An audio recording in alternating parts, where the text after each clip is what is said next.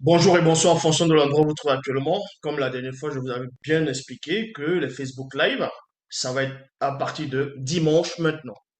Et dimanche, le programme a changé. Donc ici, nous allons parler du livre de l'Apocalypse. Nous allons nous arrêter dans Bible, la seule version authentique. Ici, nous allons parler des anges, ce qu'on va appeler des anges, les anges et les derniers fléaux d'Apocalypse chapitre 16.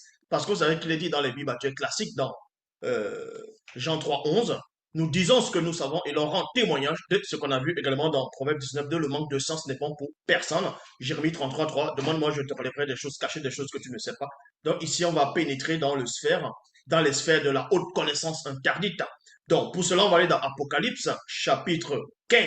On va commencer dans Apocalypse, chapitre 15, à partir du verset 1. Pour comprendre l'Apocalypse 16, il faut d'abord se référer à Apocalypse 15 par rapport à ces fléaux. Parce que beaucoup de personnes, ceux qui sont déjà autoproclamés pasteurs, révérends, bishop, maréchal, apôtres, diacres, prophétesses inspirés des youtubeurs, des pseudo-enseignants vont venir parler du livre de l'Apocalypse sans savoir exactement ce qui en est réellement. Donc, dans Apocalypse chapitre 15, verset 1, il est dit ceci.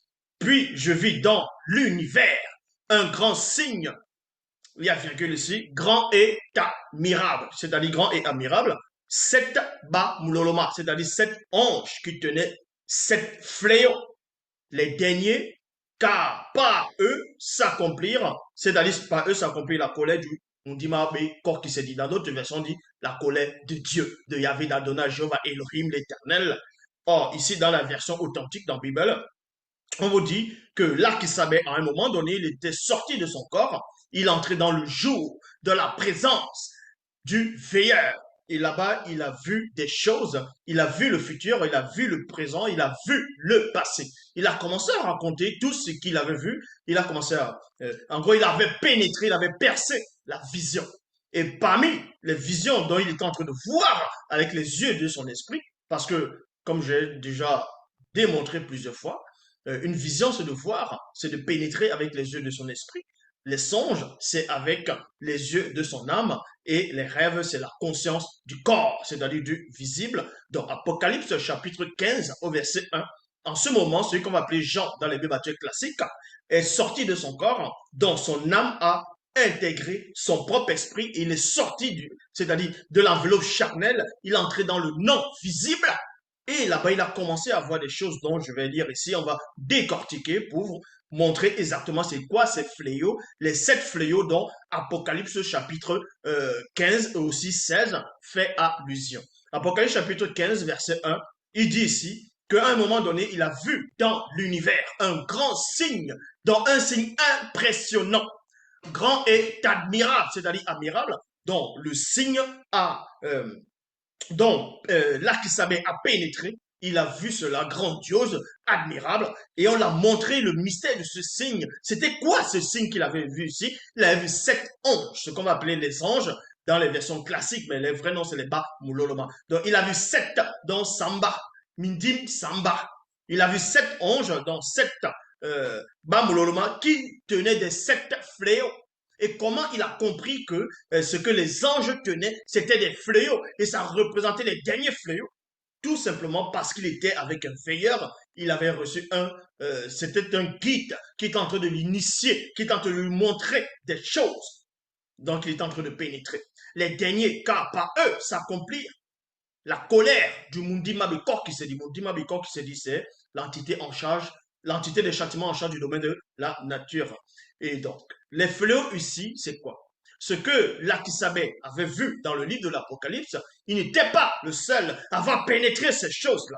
Beaucoup avant lui ont aussi vu quelques images similaires, ont vu des scènes que lui aussi avait pénétrées en son époque.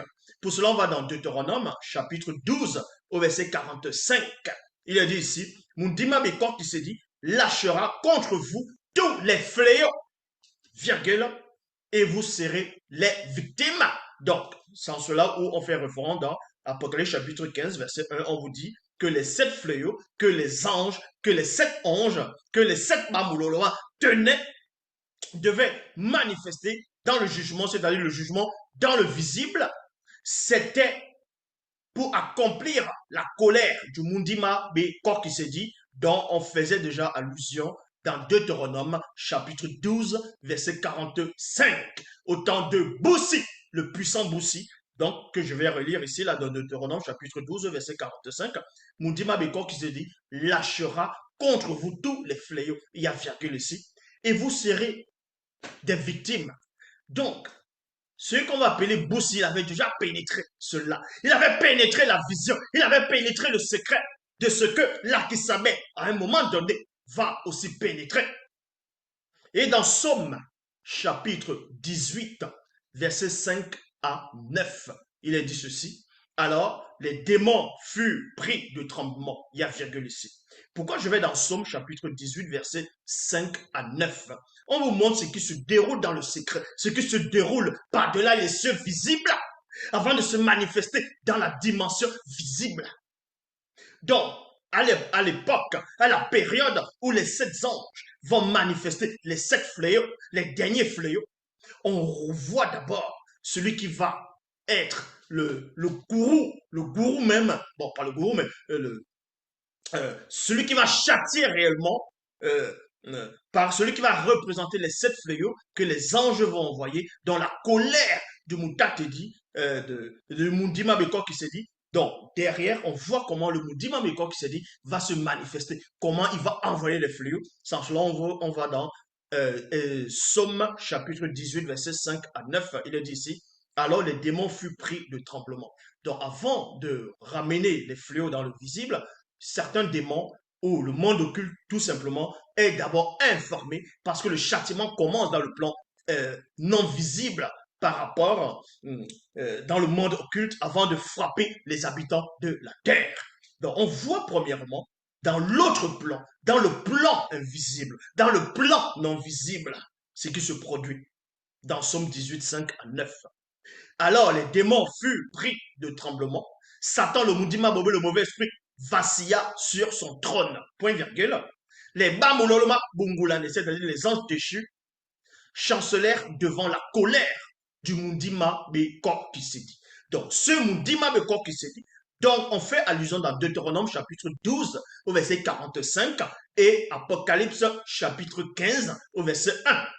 C'est cette même entité formidable qui va vaciller, qui va troubler Satan, qui va troubler le monde occulte quand cette entité va se manifester par-delà les cieux visibles. Une fumée se manifesta, un feu dévorant sortit, accompagné d'étincelles brûlantes. Il y a point ici. Mundima Bekor qui s'est dit. Donc, Mundima Bekor qui s'est dit, inclinant les cieux visibles, et descendit un sombre mangamba, c'est-à-dire océan primordial. Ténébreux sous les pieds, il y a point ici.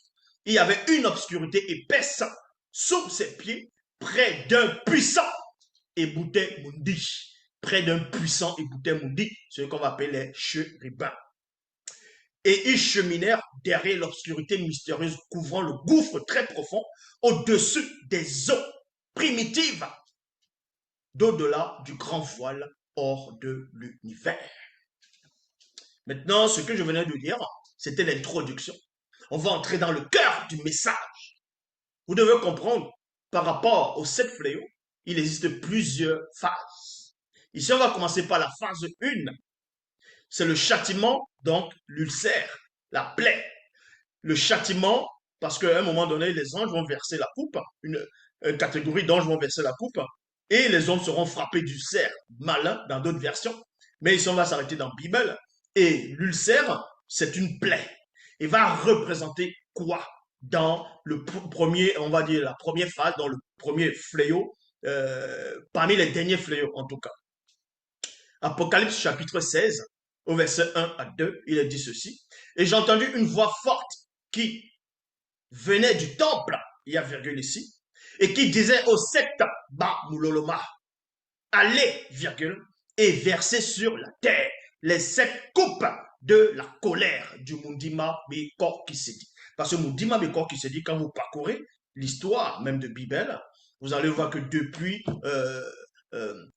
au temps même des patriarches, dans le temps des Sango, ainsi de suite, même avant même mais avant même que Sango ne se manifeste, ne soit né dans la réalité de l'après-chute, Moudima Bekor qui se dit, agissait déjà, sévissait déjà, envoyait déjà des châtiments, des fléaux. Donc il a plusieurs fléaux. À chaque époque, à chaque circonstance, il y a des fléaux qu'il va envoyer, qui va manifester. Mais dans Apocalypse chapitre 16 ici, là qui savait, comme je dis, a vu les 7 derniers fléaux qui concernent le visible et aussi le non visible. Comme je dis ici, Apocalypse chapitre 16, verset 1, l'Archisabé va entendre audiblement, donc spirituellement aussi, une voix qui vient du temple. Et quand il entend cette voix, parce qu'il est accompagné du veilleur, du puissant veilleur, le veilleur va lui donner la capacité, le Moudi aussi donne la capacité de cerner, de comprendre ce qu'il entend. C'est pour ça qu'on vous dit ici, et j'ai entendu une voix forte qui venait du temple et qui disait, ô sept bas mouloloma, allez et versez sur la terre, parce qu'ils n'étaient pas sur la terre. Là, c'était, il a vu dans le temple spirituel les 7 coupes de la colère du Moudima Beko qui s'est dit. Dans le verset 2, on vous dit ici, le premier Allah, dans le premier qui ici, c'est le premier Bamulolma, c'est-à-dire le premier Namulolma plutôt, qui était parmi les 7 Allah, et il versa sa coupe sur la terre. Ça ne veut pas dire ici qu'à un moment donné, on va voir une entité, on va voir un ange grand qui va verser une coupe et les habitants de la terre sont en train de voir comment la coupe est en train de tomber comme de l'eau, bien comme une cascade. Non. Ça se passe spirituellement, dans le secret. Et en ce moment, l'Archisabé était dans le secret. Et on va voir les effets qui vont se produire, qui vont se manifester dans le visible. Donc, vous dit ici, le premier Allah, et il versa sa coupe sur la terre, et un ulcère malin et douloureux frappa les hommes qui avaient la marque de la bête et qui adoraient son image. Donc, qu'est-ce que l'ulcère ici représente par rapport au, c'est-à-dire parmi les derniers fléaux? L'ulcère représente quoi réellement? Parce que quand vous lisez même dans les Bibles actuelles classiques, on vous dit que Satan, à un moment donné, avait frappé d'un ulcère malin à Job. Et aussi, dans la parabole du riche et du pauvre, Lazare, Lazare aussi, en fonction des versions, était couvert d'ulcères. Mais pourquoi les Bamololoma vont envoyer le fléau de l'ulcère ici? L'ulcère, c'est quoi d'abord, premièrement? L'ulcère, c'est une plaie de la peau. C'est une plaie. L'ulcère, c'est une plaie. Donc, on va voir à quoi consiste réellement cette plaie-là. Cette plaie-là représente quoi réellement dans ce châtiment? Le premier châtiment ici, parmi ces 7 Bamololoma d'Apocalypse chapitre 16, on va dans Nahum chapitre 3 verset 17, il est dit ici, et il n'y a point de remède, il n'y a point de remède à ta blessure. Il y a virgule ici, ta plaie est mortelle. Donc l'ulcère qui sera versé dans le visible par rapport à ce fléau que le démon de corps qui s'est dit va se manifester, va frapper par rapport à sa colère. Ça va être une plaie mortelle. Une plaie mortelle. Une plaie, c'est un fléau en même temps, c'est un châtiment. Donc, tous ceux qui entendront parler de toi battront les mains sur toi. Car, quel est celui que ta méchanceté n'a pas atteint? Donc, ici, on va frapper des gens qui commettaient l'iniquité, les gens qui font du mal, les gens qui sont accoutumés, qui acceptent la négation, l'anti-vérité, l'anti-phrase. Ils seront frappés de plaie. C'est pour cela que dans le sens visible, l'apôtre Lakisabé, dans ce qu'on va appeler Jean dans les Bibles classiques, on va lui montrer une image familière qui va représenter une plaie de la peau, qui va représenter un ulcère malin. Est-ce que vous comprenez? Un ulcère vicieux, un ulcère mystique. Mais derrière l'ulcère, certes il y a l'ulcère, certes il y a la plaie, mais derrière la plaie, il y a un autre châtiment. Il y a une catastrophe. Donc il y a une malédiction. En cela, on frappe spirituellement. On frappe ici ces personnes qui n'ont pas accepté. C'est ce qu'on va appeler les plaies. Il y aura des catastrophes, ainsi de suite. Dans les maladies de peau, euh, il y a beaucoup de choses qui vont se produire. Ici, on va aller plus en profondeur. Donc, dans la phase 2 consiste à quoi? C'est le châtiment par le sang. Donc, le sang va représenter le péché. On va vous expliquer pourquoi le sang va représenter le péché ici. Parce que quand vous lisez l'Apocalypse, chapitre 16, versets 3 à 5, on vous dit ici, le second versa sa coupe dans les mers et dans l'océan. Il y a point ici. Et ils devinrent du sang, comme celui d'un mort. Point virgule, je m'arrête d'abord dans le point virgule ici. Dans les Bibles actuelles classiques, par rapport à la fausse histoire de soi-disant Moïse qui fait sortir le peuple d'Israël de l'Égypte, vous voyez que quand il combattait spirituellement ou bien mystiquement contre les magiciens de Pharaon, il a fait changer l'eau en sang à un moment donné. Voilà. Ça représente quoi? Pourquoi les anges ici, le second ange, c'est-à-dire le second ange, va verser la coupe dans les mers et dans l'océan. Et ensuite, ces eaux-là vont se transformer en sang comme celui d'un mort. Et ensuite, on vous dit ici, et tout être vivant qui était dans les mers et l'océan, n'ayant point le sceau sacré, mourut. Pourquoi quand on verse du sang, quand l'eau se transforme en sang, quand l'eau devient du sang, quand on verse et ça se mélange, pourquoi est-ce que les créatures qui sont dans ces eaux-là vont mourir?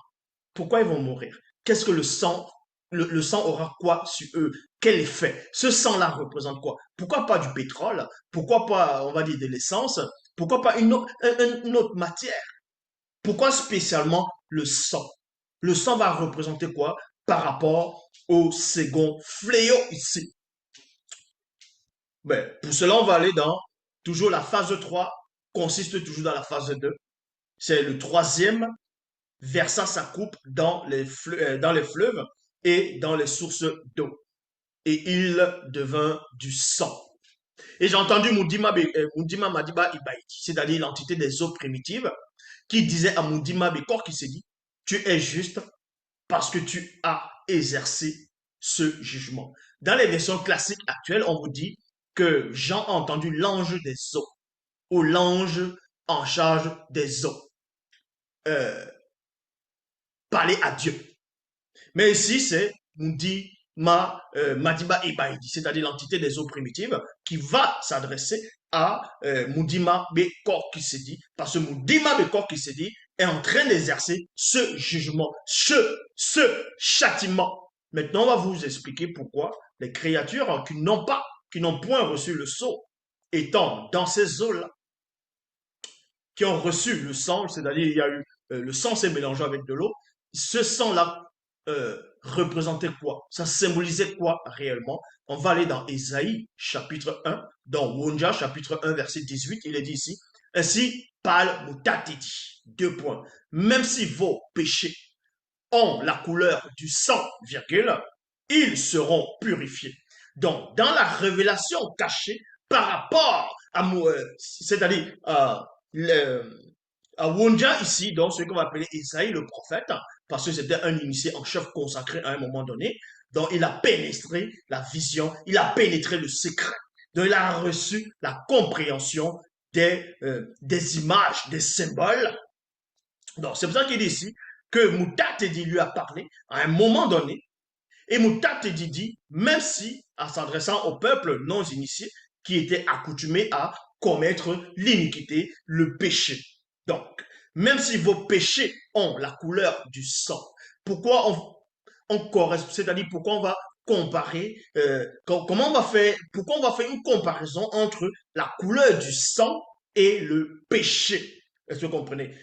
Pourquoi? Parce que l'âme va représenter le sang. L'âme représente le sang ici. Donc, quand on verse le sang sur, quand on verse le sang dans les eaux et les créatures qui n'ont point reçu, qui n'ont point le sceau sacré meurent, c'est tout simplement ce sang-là va représenter le péché Est-ce que vous comprenez? Le sang là va représenter le péché, la couleur, en gros, du péché des 16 habitants qui sont dans les eaux, qui n'ont point reçu le sceau sacré.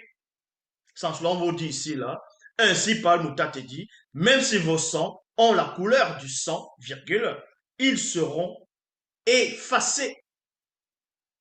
Ils seront effacés.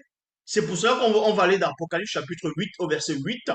Donc, le sang maintenant va représenter une autre facette qui va représenter la force et la vitalité. On va vous expliquer cela. Parce que dans quelque chose, si on enlève la force, c'est la faiblesse. Si on enlève la vitalité, c'est la mort. C'est pour ça qu'on va aller dans Apocalypse chapitre 8, verset 8. Il est dit ici, le second Namuloloma donna le signal en sonnant par le deuxième Moussombe plutôt, Moussombe, Moussomba plutôt longuet, trompette vivante, et une grande montagne embrassée plutôt par le feu fut jetée dans l'océan. Et le tiers des mers devint du sang.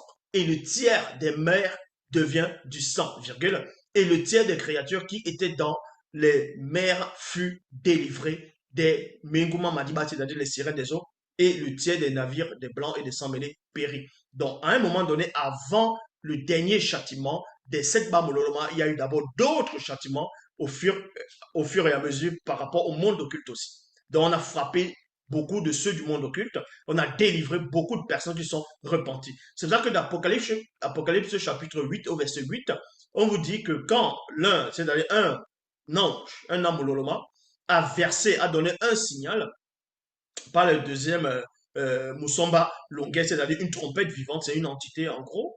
On vous dit ici qu'il y avait une grande montagne embrasée par le feu, fut jetée dans l'océan, et le tiers de la mer devint du sang.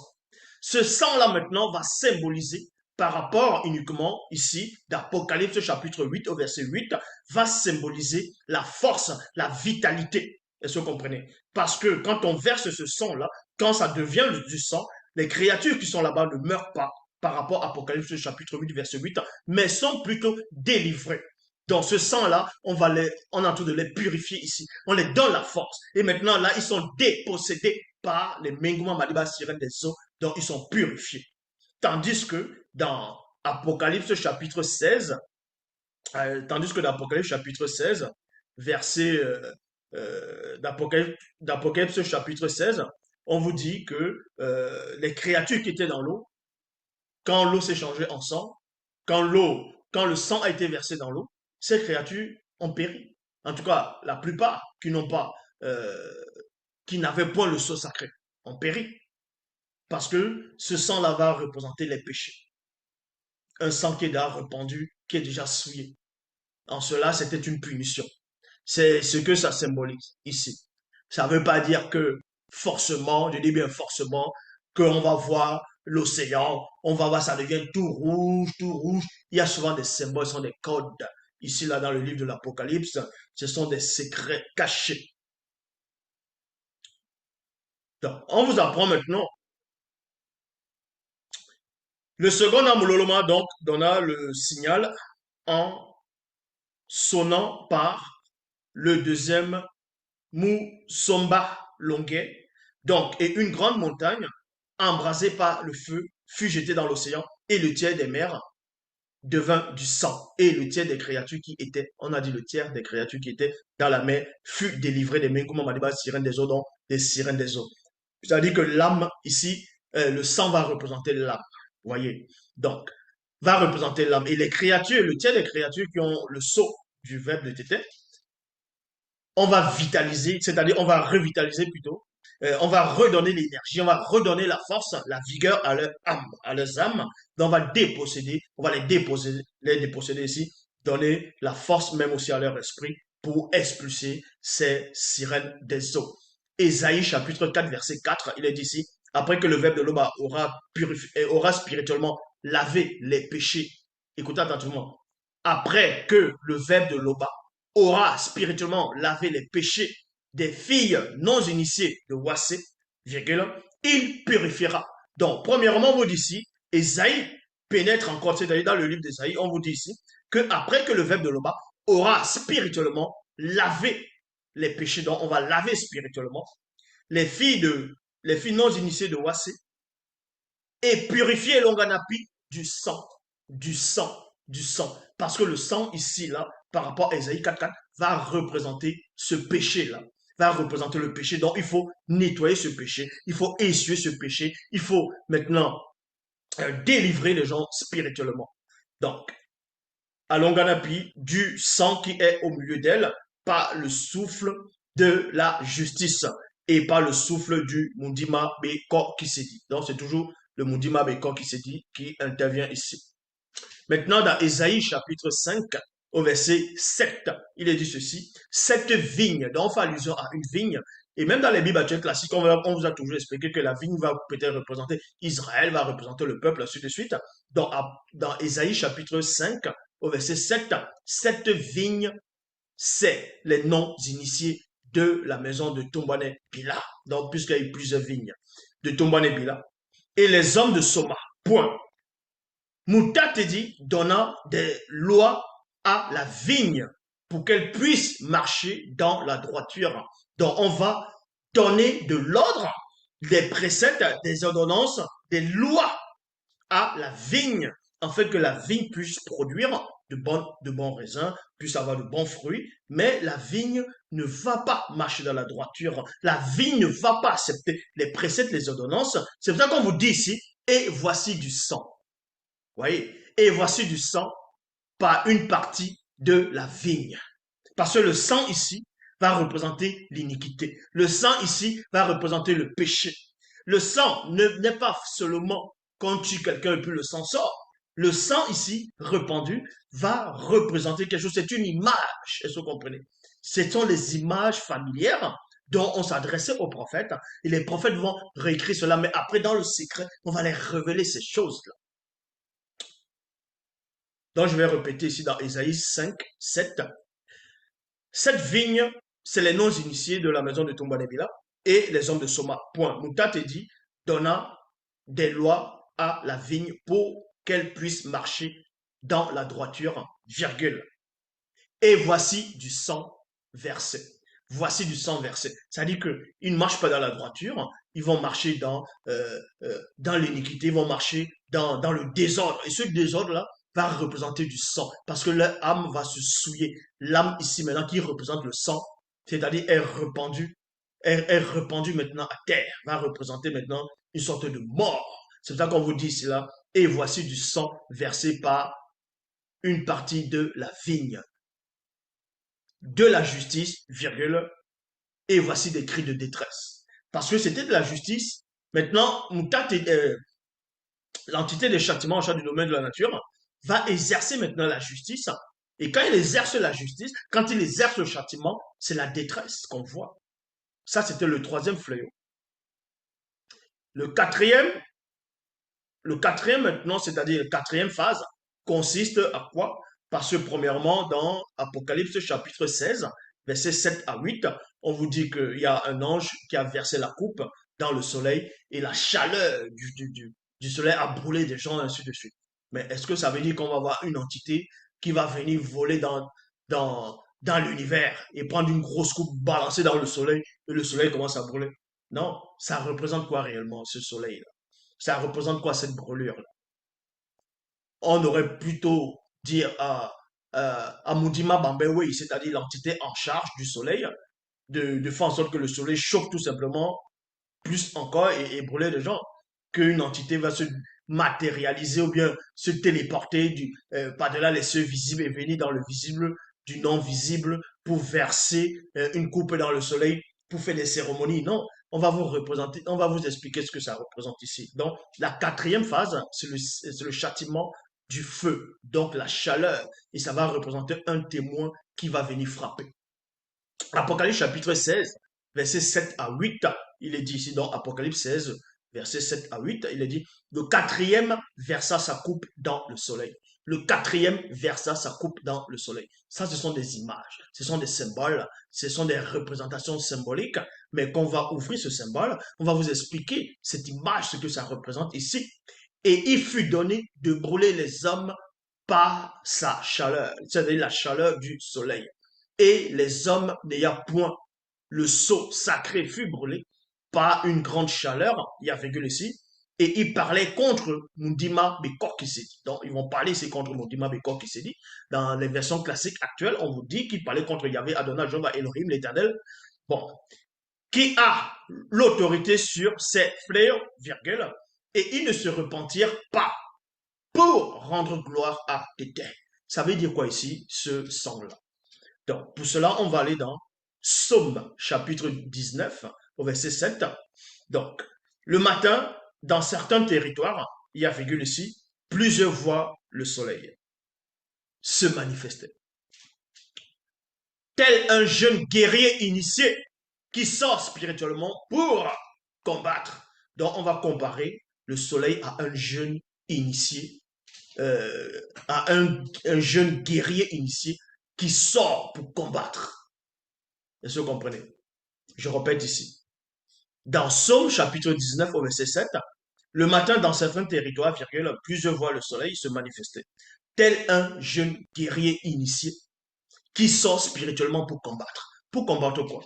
Ce jeune initié dans l'image ici va représenter ce fléau en même temps, qui va sortir, c'est cette chaleur-là qui va sortir. Non pas que vous allez voir les rayons du soleil, non pas que vous allez voir le feu qui va descendre, qui va brûler les gens, et après les gens vont blasphémer, ils vont pas se repentir. Non, c'est spirituellement qu'il faut comprendre ces choses. Est-ce que vous comprenez? C'est spirituellement qu'il faut comprendre.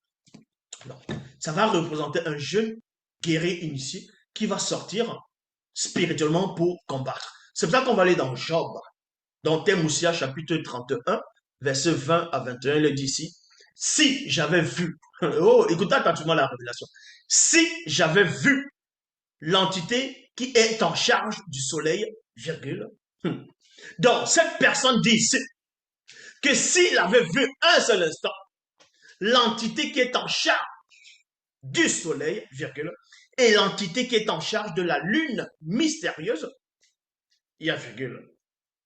Et si mon cœur s'est laissé séduire en secret, virgule, si ma main s'est portée sur ma bouche, point.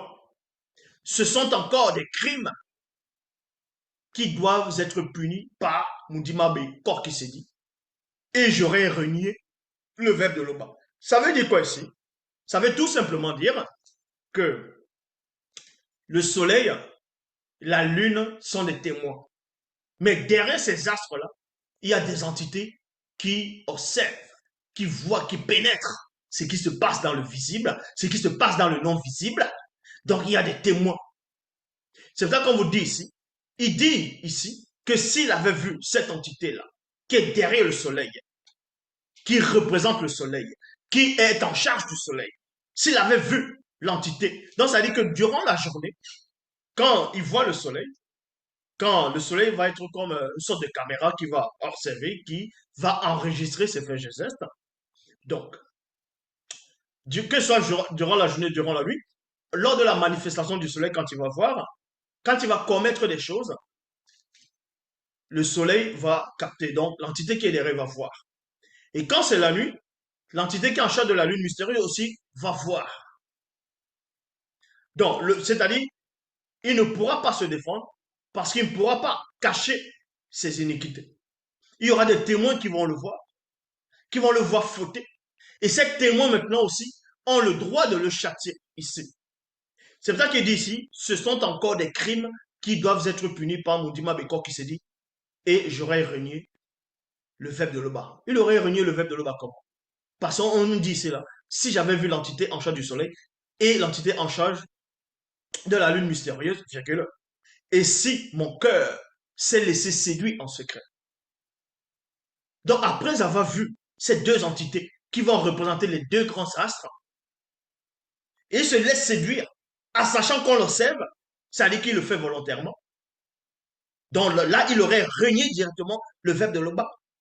C'est pour ça qu'il est dit ici, dans Koudoumane, chapitre 44, versets 4 à 5, un Moussaïdi, donc un semeur, sorti pour s'aimer, il y a point ici.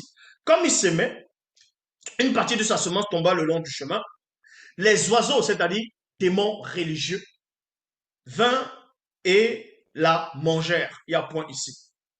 Une autre partie tomba dans les endroits pireux, c'est-à-dire au niveau des pierres, donc qui va représenter les démons guerriers, où il y avait pas beaucoup de terre. Deux points. Elle resta en surface parce qu'elle ne trouva pas c'est-à-dire un sol profond. Mais quand les rayons du soleil parurent, elle fut brûlée et séchée faute de racines. C'était ça le quatrième fléau. Quand on jette la coupe, quand on verse la coupe dans le soleil, puis ça brûle les gens, ainsi de suite, c'est par rapport au péché des gens. Ça ne veut pas dire que c'est le soleil qui va venir brûler les gens vont cramer, ainsi de suite. Non, c'est pas ça. C'est pas ça ici. On représente les gens qui vont cramer, ce sont les mauvaises œuvres. Voyez? Et dans le sens spirituel, on vous montre dans plusieurs dimensions, que en gros, ces gens qui devaient être des fruits, qui devaient être des arbres, qui sont normalement des arbres, qui devaient produire de bons fruits, n'ont même pas de racines. Faute de racines, ils n'ont pas de racines parce qu'ils sont entourés des démons guerriers qui vont représenter les pierres. Donc, vu qu'ils ne peuvent pas produire de fruits, tout arbre qui ne produit pas de fruits sera coupé, jeté au feu. Et c'était ça, ce châtiment-là.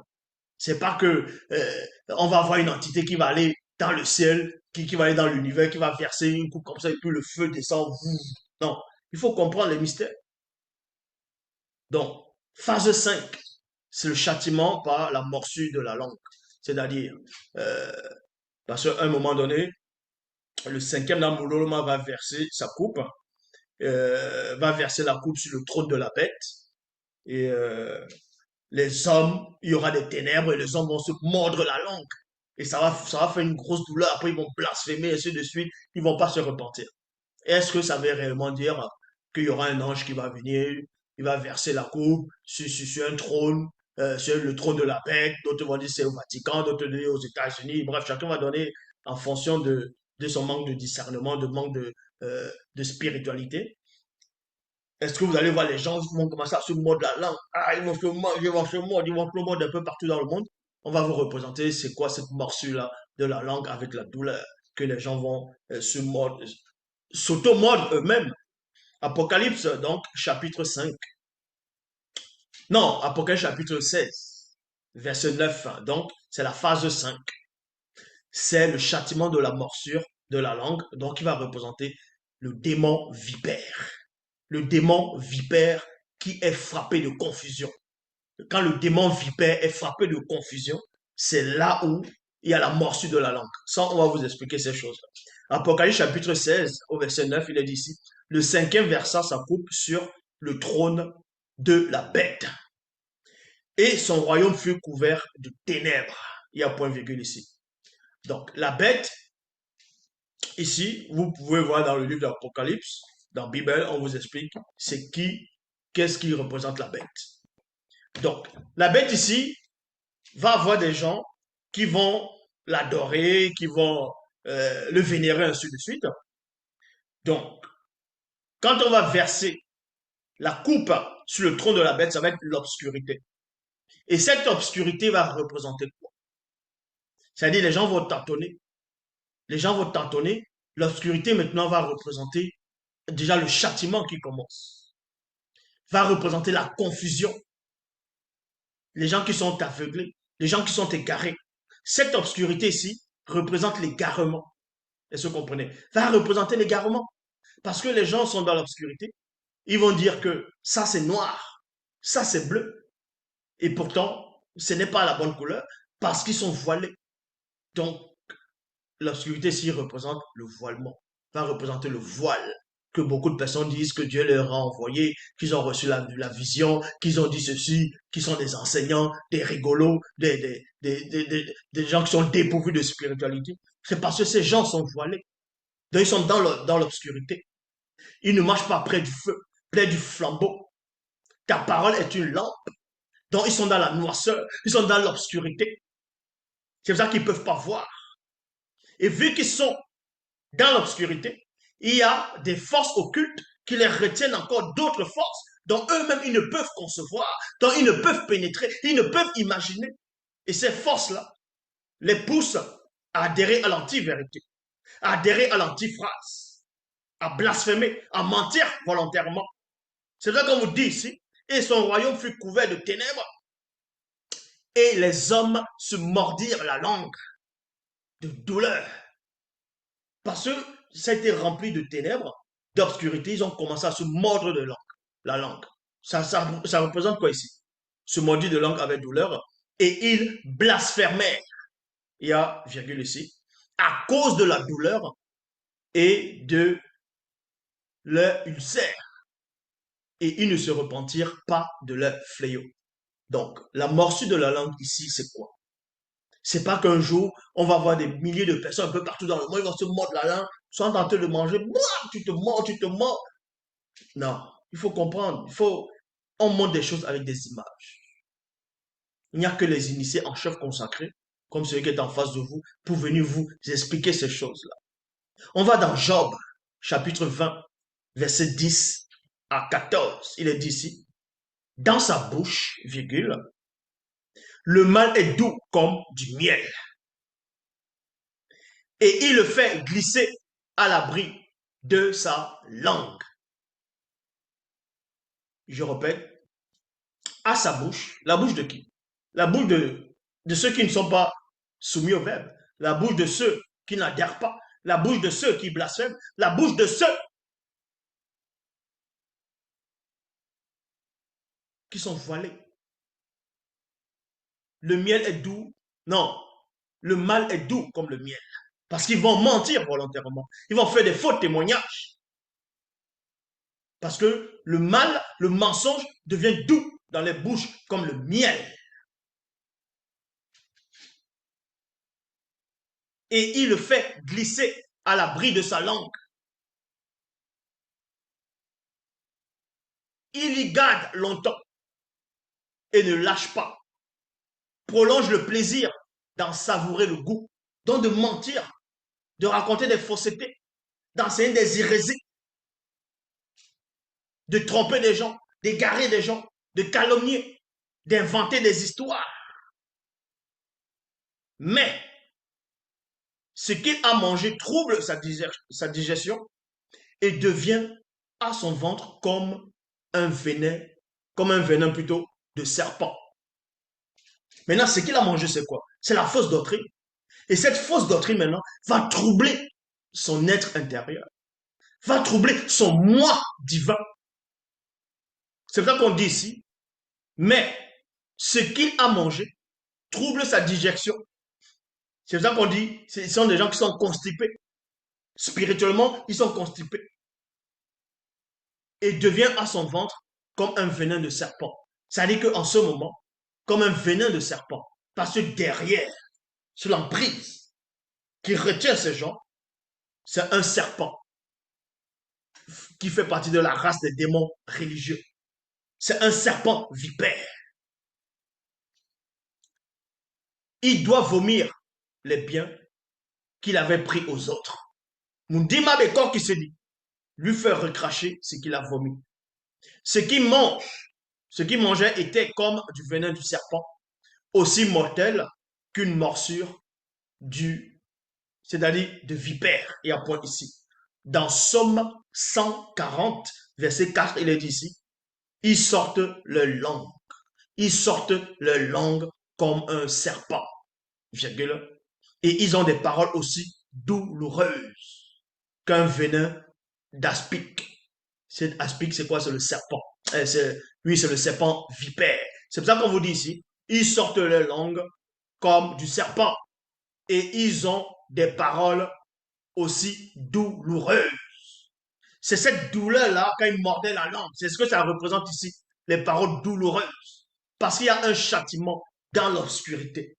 Ils sont troublés mentalement, ils sont troublés spirituellement, ils sont aigris, ils sont jaloux. Donc ils sont troublés. C'est ça la douleur qu'ils ressentent. C'est ça aussi la morsure de leur langue. Et parce qu'ils sont troublés, aussi derrière, il y a le démon vipère qui les tient dans la captivité mentale, intellectuelle, morale et spirituelle. Donc c'est là où ils vont blasphémer.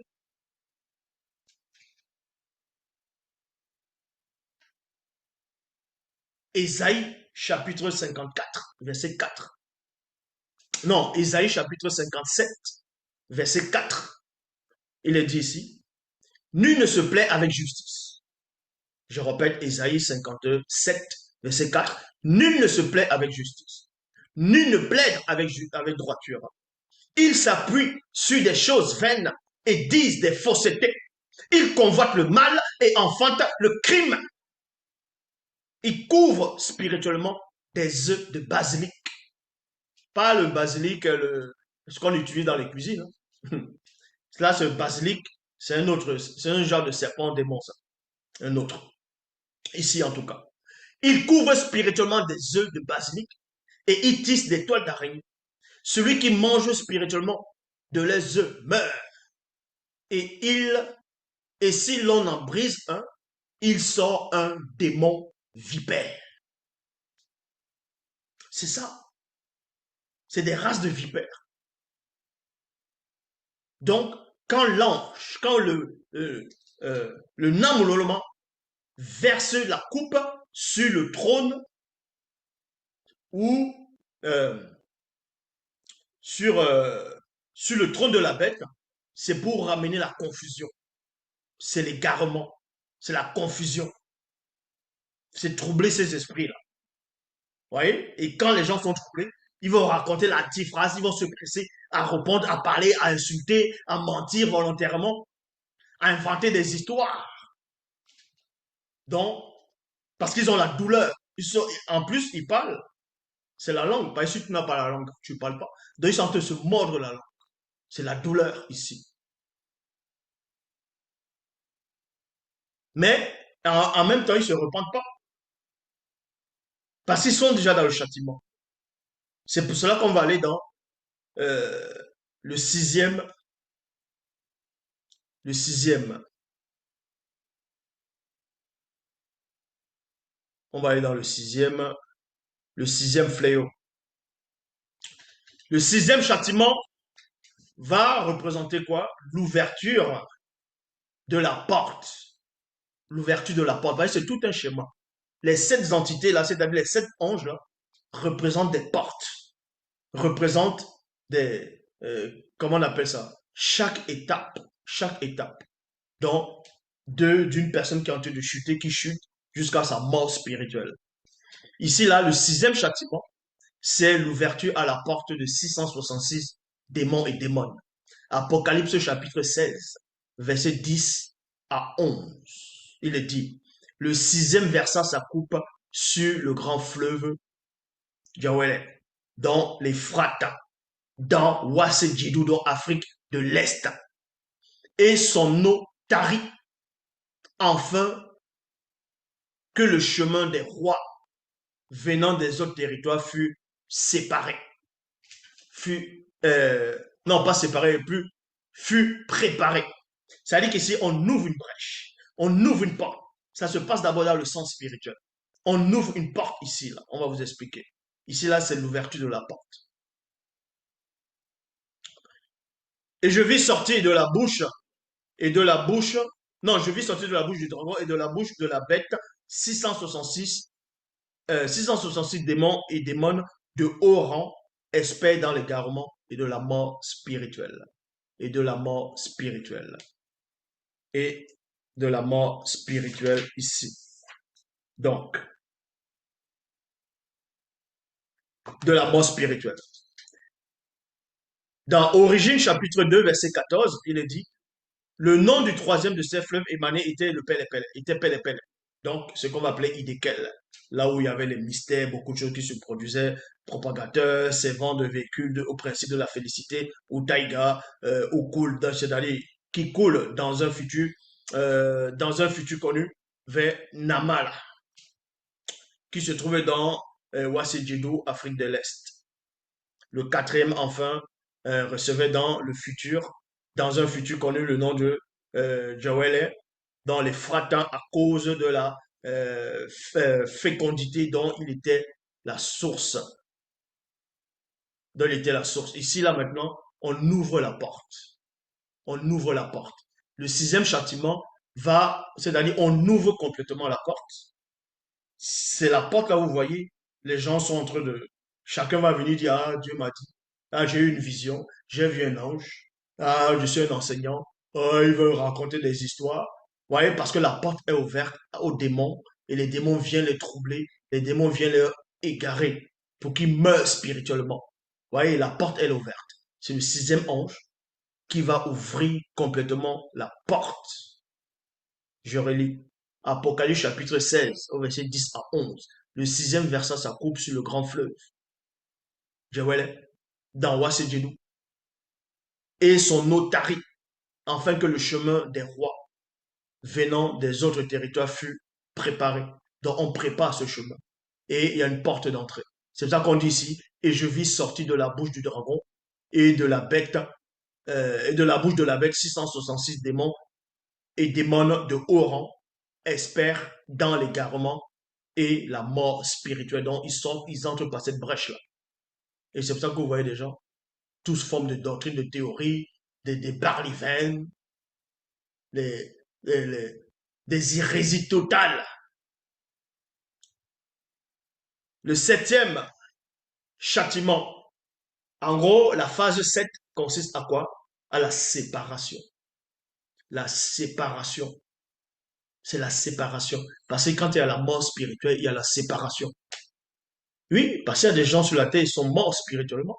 Elles pensent qu'elles sont vivantes, mais elles sont mortes. La séparation, c'est le septième fléau. Apocalypse chapitre 16, verset 16 à 20. Le septième verset, ça coupe dans l'air. Et il sortit du temple de ce qui appelait et pétissait dans les trônes une voix forte qui disait, ça n'est fait. Vous voyez? Ça n'est fait. Et il y eut des éclairs, des voix, des tonnerres et un grand tremblement de terre tel qu'il n'y en avait jamais eu depuis que l'homme est sur la terre après la chute. Et un point ici. Et Wassé fut spirituellement divisé en trois parties. On n'a pas dit Wassé fut divisé physiquement. Bras, bras, bras. Non, spirituellement. C'est ça la séparation. C'est ça la séparation. Il y a la séparation. Donc, Wassé est divisé spirituellement en trois parties. On sait que l'homme vit dans trois dimensions. La dimension astrale, la dimension spirituelle, la dimension physique. Dans la dimension spirituelle, donc quand on sépare, c'est dans les trois phases, dans les trois parties, les trois dimensions. Il y a ceux qui connaîtront la dimension spirituelle, qui doivent être des initiés. Parce que les initiés, ça doit revenir. Ceux qui vivent la vie de plaisir, c'est-à-dire le corps de plaisir, d'émotion, l'âme visuelle, la débauche, le plaisir. Et ceux qui vivent la condition de la chair complètement, l'homme charnel, dépourvu de tout, qui ne croit même à rien, qui ne croit pas au monde spirituel, ainsi de suite. Donc on divise en trois parties. Ça se passe dans le spirituel d'abord. Et Wassé fut spirituellement divisé en trois parties, et les villes des nations tombèrent. Les villes des nations tombent maintenant. Certains diront que il y a des villes dans les nations, ça en peut tomber, puisqu'il y a un tremblement de terre, ainsi de suite. Ici, on est dans le sens spirituel.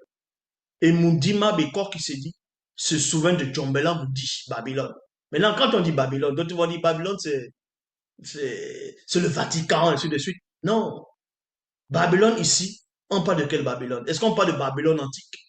Ici, Babylone, c'est pour ça qu'il faut comprendre dans la langue Douala ancienne, qui est la langue originelle. Donc, Mundima Bekor qui se dit, se souvient de Djombela Moudi. Il faut connaître le sens du mot de Babylone dans la prophétie, dans le livre de l'Apocalypse ici. Babylone va représenter quoi? Babylone, c'est quoi? Il faut comprendre ce mot en Douala. C'est Djombela Moudi qui veut dire la porte de l'esprit. C'est la porte de l'esprit.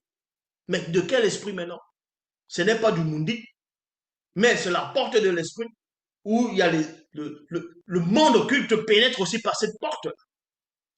C'est pour ça qu'on dit ici que Mundima Bekor qui se souvint aussi, se souvint de Djombela Mundi, la grande, pour lui donner la coupe du vin de son ardente colère. Parce que ce passage-là, il doit neutraliser ce qui doit être neutralisé. Et tous les îles disparurent. Tous les îles disparurent. Parce qu'il va neutraliser.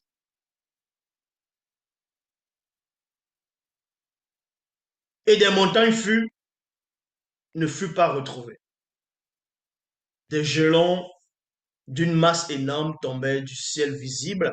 Vous voyez? Maintenant, ça se passe dans le visible aussi. Du ciel visible dans les territoires d'où vivent certains blancs et sans mêlés, hors de Wassé, qui blasphémaient à cause du fléau de la grêle, car c'était un fléau, c'était un terrible fléau. Donc ici, s'arrête l'enseignement. Bible, la seule version authentique, le bas se glorifie toujours. Donc je répète encore, il n'y a qu'un seul enseignant. Que cela vous plaise ou pas, c'est ainsi. Vous n'allez rien changer. La fourmi ne pourra jamais renverser une montagne, même dans ses rêves les plus fous. Et si vous comprenez, le poisson ne pourra jamais dire qu'il connaît les profondeurs de l'océan. Car le poisson est né, il a trouvé l'océan, il repart, il laisse l'océan. Le seul enseignant est en face. Tout bruit, toute sorte de manigance ne pourra rien. Le maître est là. Le champion